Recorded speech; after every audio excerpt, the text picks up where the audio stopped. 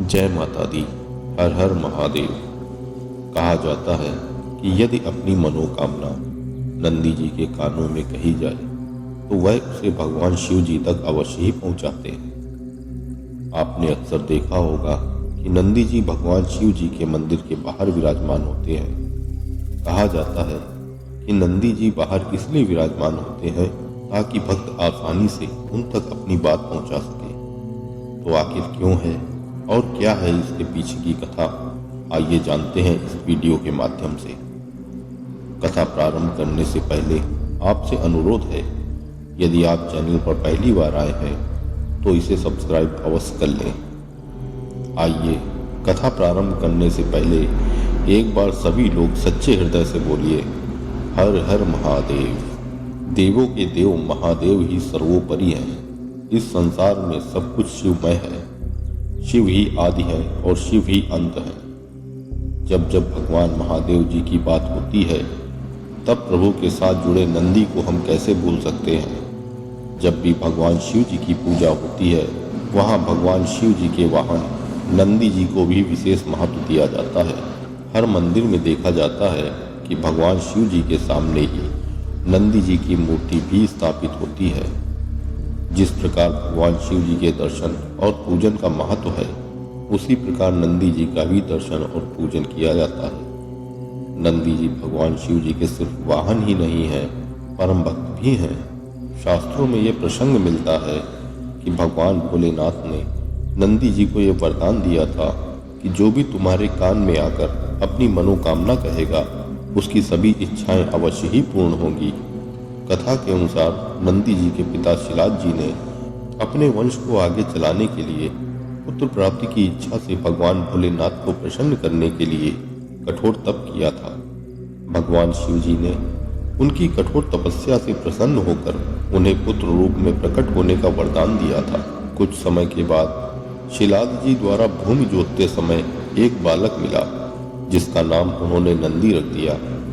जब नंदी जी को अपने अल्प आयु होने के बारे में ज्ञात हुआ तो वह भगवान शिव जी को प्रसन्न करने तथा मृत्यु पर विजय प्राप्त करने के लिए वन में चले गए और वहां जाकर भगवान शिव जी की तपस्या में लीन हो गए। भगवान शंकर जी नंदी के तप से प्रसन्न होकर उन्हें वरदान दिया कि तुम मृत्यु और भय से हमेशा हमेशा के लिए मुक्त हो। आज से तुम अजर और अमर हो। नंदी जी भगवान शिव जी के सानिध्य में कैलाश पर्वत पर रहकर उनकी सेवा व आराधना करने लगे। कोई भी भगवान शिव जी से मिलने आता तो पहले नंदी जी से मिलना अनिवार्य हो गया था। फिर एक दिन शिलाद जी भगवान श्री महादेव जी के पास एक अजीब विडंबना लेकर पहुंचे, क्योंकि शिलाद जी ने संतान प्राप्ति का वरदान इसलिए मांगा था कि उनकी कोई संतान नहीं थी और संतान के रूप में नंदी जी थे। वे भी भगवान की सेवा में लगे थे। इस प्रकार उन्हें लगा उनका वरदान पूरा ही नहीं हुआ है, क्योंकि उन्हें पिता का सुख ही नहीं मिला। भगवान महादेव नंदी से प्रेम करते थे, परंतु उन्होंने फिर भी नंदी जी से कहा उन्हें पुत्र होने का दायित्व भी निभाना चाहिए और नंदी जी को अपने पिता के साथ जाने को कहा। अपने आराध्य देव से दूर होने की पीड़ा से व्याकुल होकर नंदी जी ने खाना पीना छोड़ दिया और भोलेनाथ के चिंतन में जीवन व्यतीत करने लगे।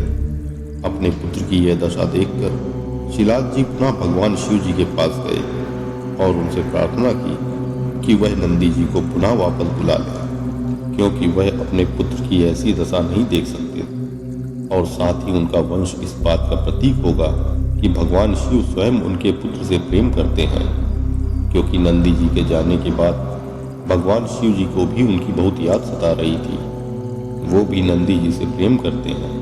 नंदी जी के अतुल्य प्रेम को देखकर ही भगवान भोलेनाथ ने यह वरदान दिया कि कोई भी प्रार्थना अगर महादेव तक पहुंचानी हो तो नंदी जी के कान में उसे बोल दिया जाए।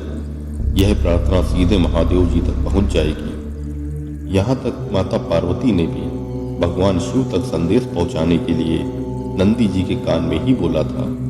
नंदी जी सदैव ही भगवान शिव जी के साथ ही रहते हैं। इसके बाद देवों के देव महादेव ने माता पार्वती की सम्मति एवं सभी गणों गणेश जी और वेदों के समक्ष गणों के अधिपति के रूप में नंदी जी का अभिषेक करवाया।